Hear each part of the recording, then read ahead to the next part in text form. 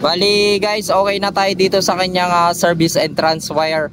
Bali yung ating service entrance wire number is 14mm match dun sa 60 ampere na main circuit breaker natin sa may distribution box. Then color coding tayo, white is stands for neutral, black is line natin. Then itong green guys is ito yung earthing natin, magkasama itong magkabanding itong neutral din earthing natin pagka na-splice, pagka na-install na yung kanyang service drop wire.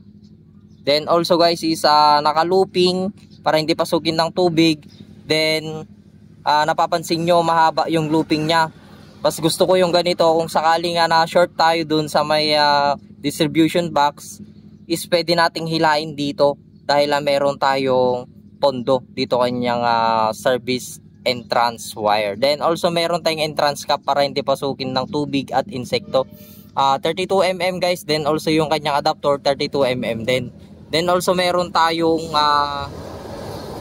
screw type insulator. Dito kakapit yung service drop wire para kung may install yung kanyang service drop wire, dito yun nila itatali. Mas safe yung ating service drop wire kung sakali guys.